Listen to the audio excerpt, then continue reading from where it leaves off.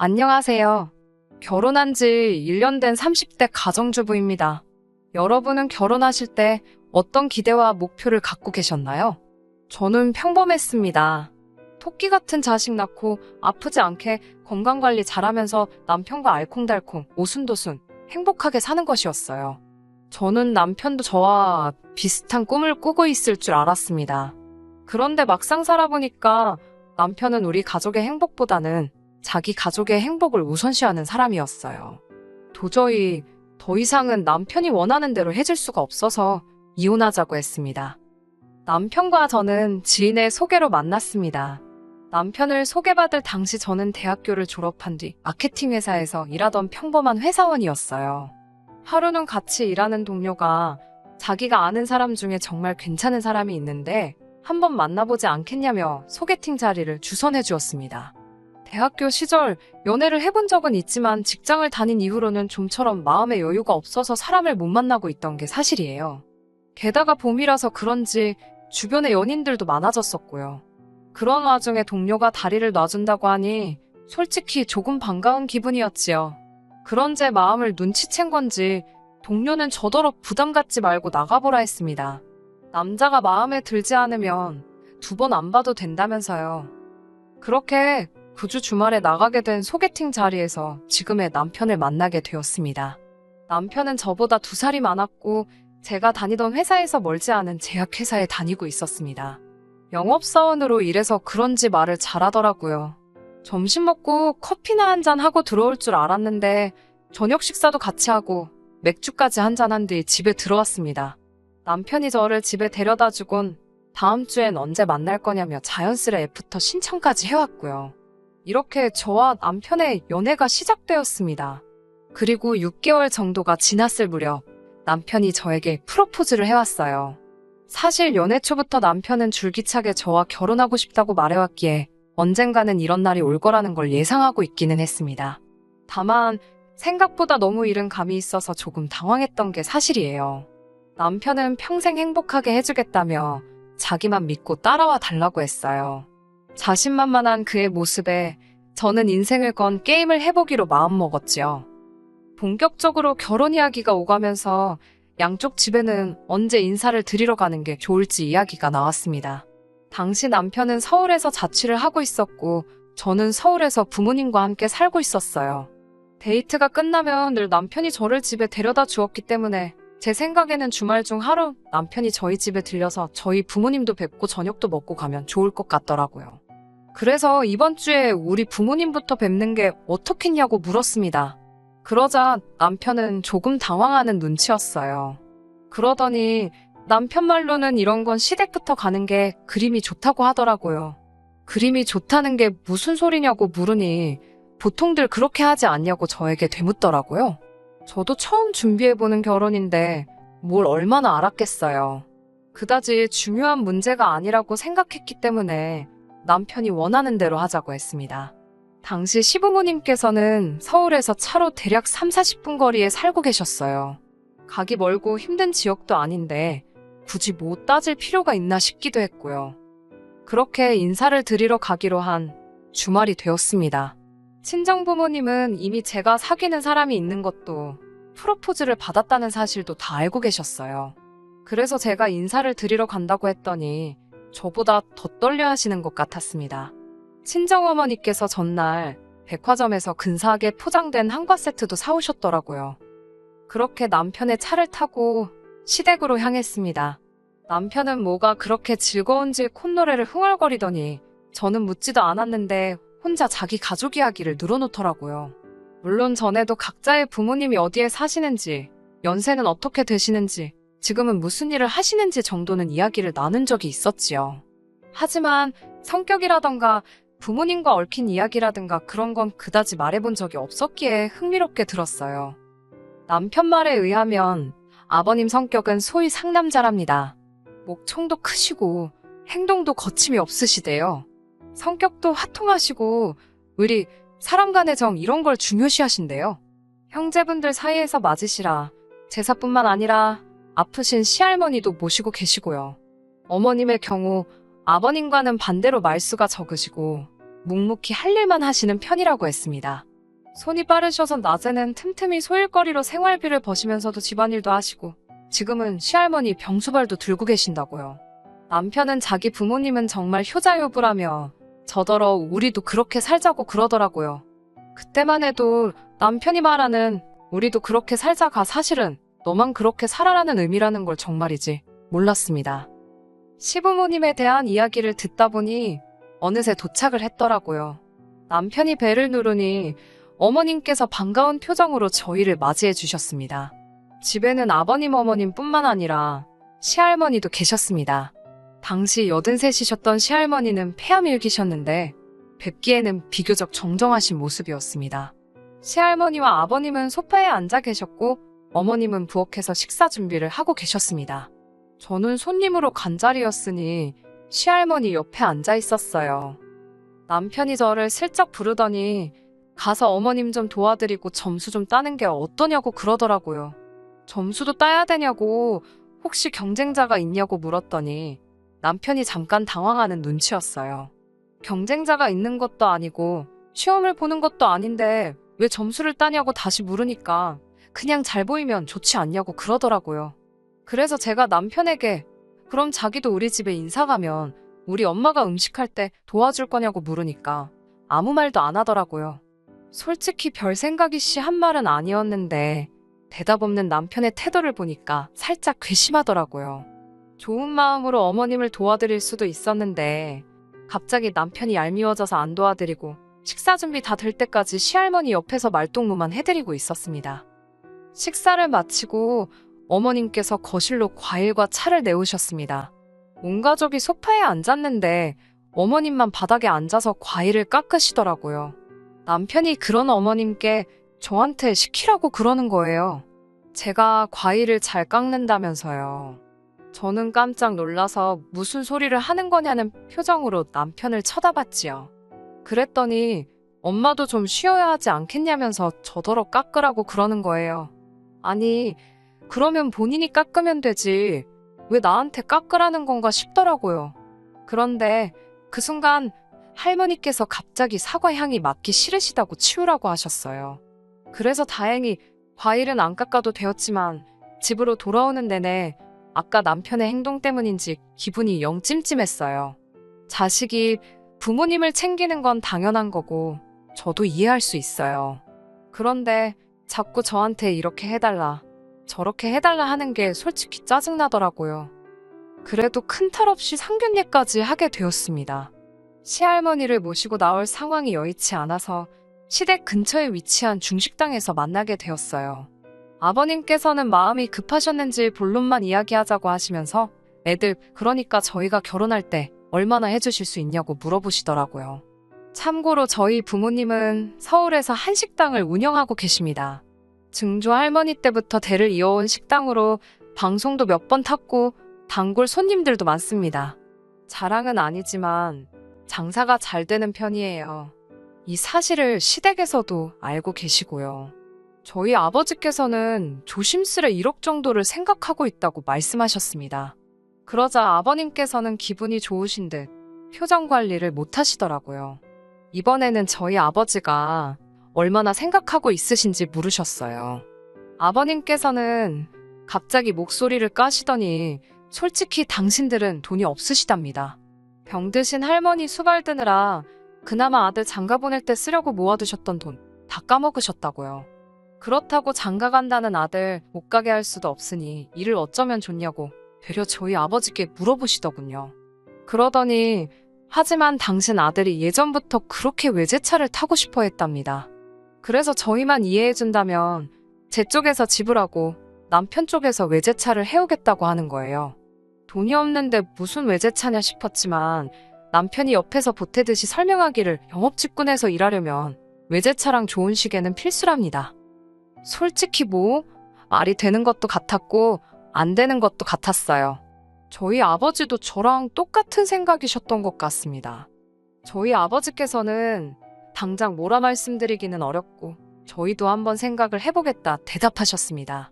만약에 저희 쪽에서 집을 해가면 사돈께서 차하고 혼수까지는 해오시라고 덧붙이시더라고요.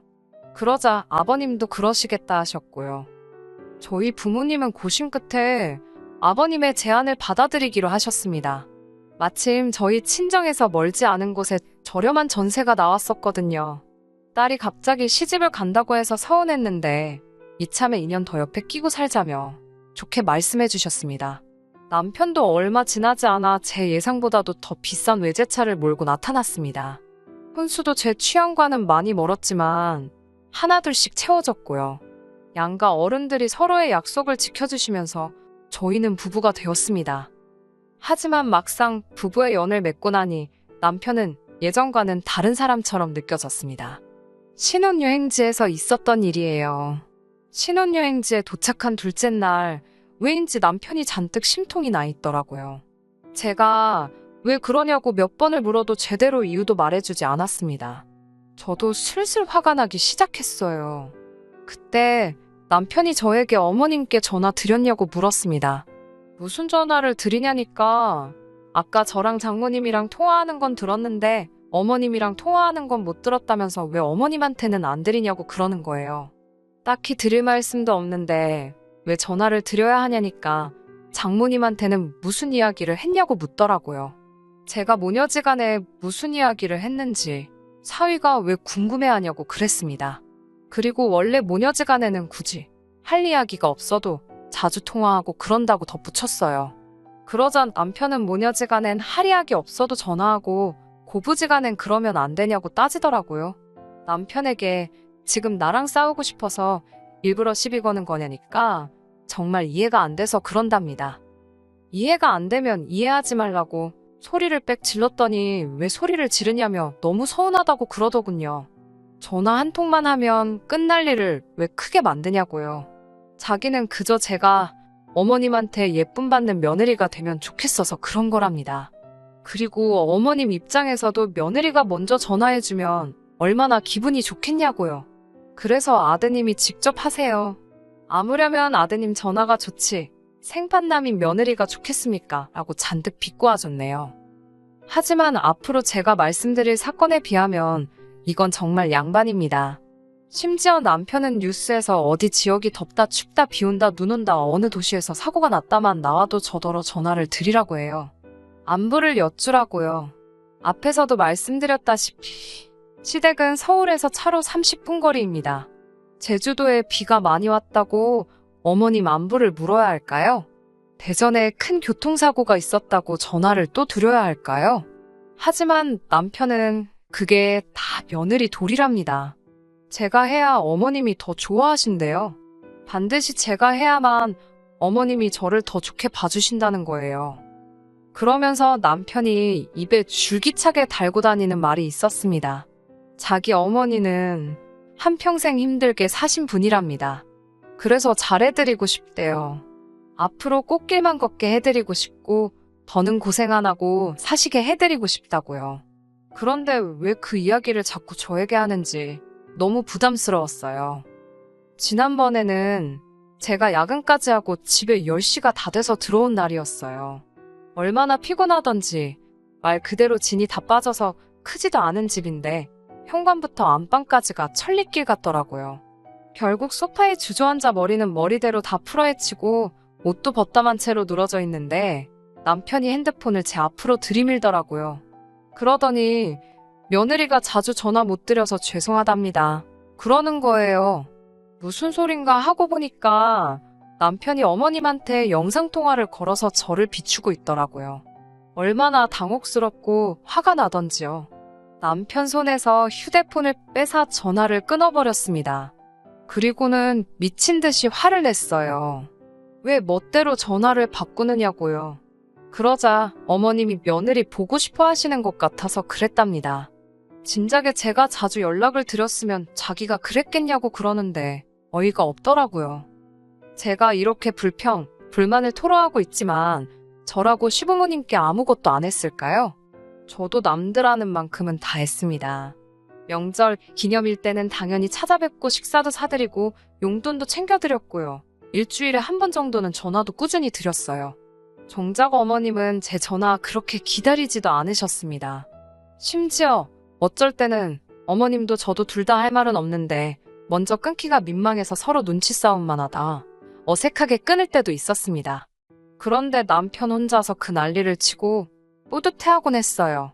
마치 자기가 무슨 그 집안에서 대단한 역할이라도 하고 있는 것 같았나 봐요. 그러다 제가 결국 이혼을 결심하게 된 건 남편의 도를 지나친 행동 때문입니다. 얼마 전 시할머니의 생신이었어요.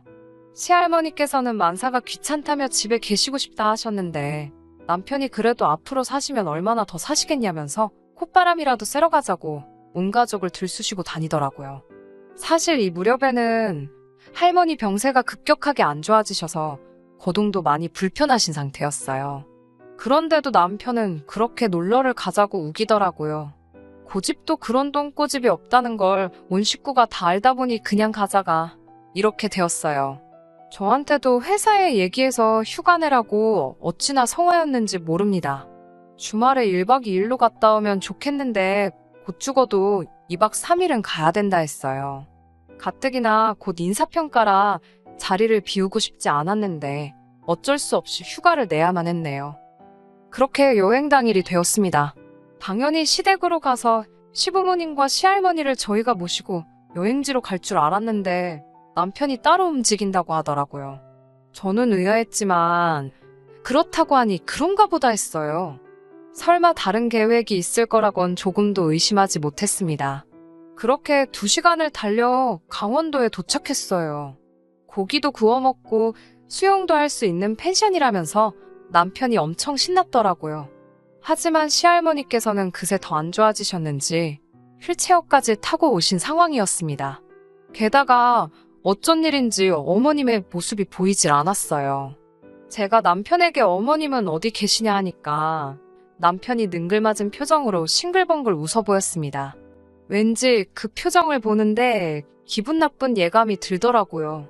제가 빨리 말하라고 재촉하자 어머님은 제주도에 보내드렸답니다. 그러면서 한다는 소리가 어머님한테는 제가 보내드리는 휴가라고 그랬대요. 아버님하고 할머님은 며느리가 챙길 거니까 걱정 말고 다녀오시라고 그랬답니다. 제가 왜 그런 거짓말을 했냐고 따지니 덕분에 어머님도 기분 좋게 여행 가시고 저도 예쁜 며느리 되고 좋지 않냐는 거예요. 그리고 이번 기회에 시할머니랑 아버님이랑 여행하면서 도와드리고 친해지면 너무 좋을 것 같다나요? 그 소리를 듣는데 진짜 제정신이 아니구나 싶었습니다. 내가 시할머니랑 아버님 챙기는 동안 당신은 뭐 할 거냐고 물으니 자기는 남자라서 할 줄 모른답니다. 해본 적이 없대요. 어이가 없어서 제가 물었어요. 나는 해봤냐고요. 아들이자 손자인 너도 안 해봤는데 생판남인 내가 뭘 알겠냐고 그러니까 너는 며느린데 왜 모르냐고 그럽니다. 그러면서 자기 엄마도 다 했다고 그래요. 그러면서 어머니가 하던 일들은 이제 저도 다 할 줄 알아야 된답니다. 안 그러면 누가 자기 엄마를 돕냐고요. 어머님을 왜 나만 돕냐고 하니까 며느리가 시어머니를 돕지 그럼 누가 시어머니를 돕냐고 그러는데 정말 말귀를 못 알아들어 처먹는다는 표현이 내 남편 때문에 생겼구나 싶었습니다. 그때 아버님께서 급하게 저를 찾으셨어요. 시할머님이 급하게 저를 찾으신다고요. 시할머니께서 계신 곳으로 향하니 시할머니께서 난처한 표정으로 저를 기다리고 계셨습니다. 순간 설마 싶어서 보니까 바지에 실수를 하셨더라고요. 평소엔 화장실 문제를 어머님이 도와주셨을 텐데 어머님도 안 계시고 집도 아니다 보니 본의 아니게 실수를 하신 것 같더라고요. 저는 일단 할머니를 화장실로 모신 뒤 씻겨드렸습니다. 씻겨드리면서 솔직히 별의별 생각이 다 들었는데 결론은 남편과 헤어져야겠다는 생각이었어요. 남편 말대로 이대로 살다간 어머님의 일이 고스란히 제 일이 되게 생겼더라고요. 매정하게 들으실지도 모르겠지만 솔직히 어머님처럼 살 자신도 없었고 살기도 싫었으니까요. 마음 같아선 당장이라도 서울로 돌아가고 싶었지만 시할머니가 마음에 걸렸습니다. 그렇다고 제주도에 가셨다는 어머님한테 연락을 한들 별 소용도 없을 것 같았고요. 결국 친정어머니께 전화를 드리니 시할머니만 모시고 친정으로 오라고 하셨습니다. 시어머니 돌아오실 때까지만 친정에서 같이 있다가 시어머니 오시면 댁으로 모셔다 드리라고요. 저는 남편에게 문자를 남겼습니다. 할머니랑 친정으로 갈 테니 부자지간끼리 2박 3일 재밌게 놀다 오라고요. 이혼하자는 말도 덧붙였습니다. 아니나 다를까 고속도로에 올라탄 지 20분쯤 됐을 무렵 미친 듯이 전화가 오더라고요. 전화를 받지 않았기 때문에 전화가 걸려온 이유가 이혼하자는 말 때문인지 시할머니 때문인지 아니면 남편 몰래 끌고 와버린 이 외제차 때문인지 알 수는 없었습니다. 중요한 건 제 결정이 확고했다는 거예요. 그렇게 정확히 2박 3일 후 시할머니를 모시고 시댁으로 향했습니다. 아버님은 화가 많이 나신 눈치였지만 시할머니 때문에 저한테 아무 말도 못하시는 것 같았습니다. 시할머니께서 저희 친정부모님이 너무 잘해주셨다며 다음에 제대로 식사 대접이라도 하라고 신신당부를 하셨거든요. 한편 시어머니께서는 전후 사정을 아시고는 저에게 몇 번이고 미안하다 하셨습니다. 당신은 한 번도 시킨 적도 없고 바란 적도 없는데 왜 제 남편이 갑자기 효자병에 걸려서 저러는지 모르겠다고 하셨습니다. 그러면서 남편에게 하려면 너나 하지 왜 잘하는 네 와이프한테 이래라 저래라냐고 뭐라고 하시더라고요. 어른들의 그런 반응에도 불구하고 제 결심은 좀처럼 흔들리지 않았고 남편은 그런 저를 이해하지 못했어요. 설령 자기가 거짓말을 해서 화가 났다 해도 선의의 거짓말인데 그렇게 용서가 안 되냐입니다. 저는 남편에게 미안한 말이지만 난 어머님처럼 살고 싶지 않다고 했어요. 평생을 아버님 뒷바라지 하시고 당신 키우시고 이제 시할머니 병수발까지 들고 계시지 않냐고요. 그런 어머님을 보면서 당신은 뭐 느끼는 거 없냐고 물었습니다. 그러자 남편은 그래서 착한 여자랑 결혼해야겠다 생각한 거래요. 다른 아줌마들은 딸이라도 있어서 딸이 많이 도와준다는데 어머님은 딸도 없으니까 딸 같은 며느리를 만들어주고 싶었다나요. 그 말을 듣는데 진짜 농담이 아니라 온몸에 소름이 쫙 끼치더라고요. 근데 그때 남편이 저더러 진짜 딸 같은 며느리 못하겠냐고 묻더라고요. 못한다고 소리를 질렀어요. 그렇게는 못 살아. 안 산다고. 그러자 남편이 한숨을 내쉬더니 그럼 헤어지자고 하더라고요. 자기가 찾던 여자가 아니랍니다. 대신 저 때문에 이혼하는 거니까 위자료는 못 준대요. 서로 가져왔던 거 그대로 가져가자길래 그것만 해도 어디냐 싶어 좋다고 깔끔하게 헤어지자고 했습니다. 바로 말씀드리면 시부모님이나 시할머니께서 충격이 너무 크실 것 같아 며칠 지난 뒤 어머님께 전화를 드렸습니다.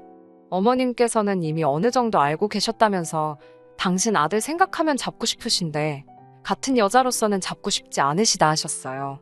당신 인생을 돌이켜보니까 당신은 행복하셨지만 굳이 다른 사람에게 추천하고 싶진 않으시다며 웃으시더라고요. 저더러 잠깐이나마 가족이랑 귀한 인연으로 만나서 좋으셨다며 어디서든 잘 살려고 하셨습니다. 평소에 워낙에 말수가 없으신 어머님이셨는데 여러모로 많은 감정이 스쳐 지나갔습니다. 잠시나마 어쩌면 만약에 남편이 먼저 나대지만 않았으면 오히려 저와 어머님은 잘 지냈을지도 남편이 말한 딸 같은 며느리가 되었을지도 모르겠다는 생각이 들었네요. 남편과 저는 이제 완벽한 남남입니다. 서로 안부 같은 것도 묻지 않고요. 당연히 조금도 궁금하지도 않아요. 어찌나 피곤했던지 당분간은 새로운 인연을 만나는 건 엄두가 나지 않네요. 갑자기 뭐 연예인이 했던 말이 생각이 납니다. 단무지, 효도는 제발 셀프로 합시다. 끝까지 들어주셔서 감사합니다. 오늘의 사연은 여기까지입니다. 구독과 좋아요, 알람 설정 부탁드리고 더 좋은 사연으로 다시 찾아뵙겠습니다. 감사합니다.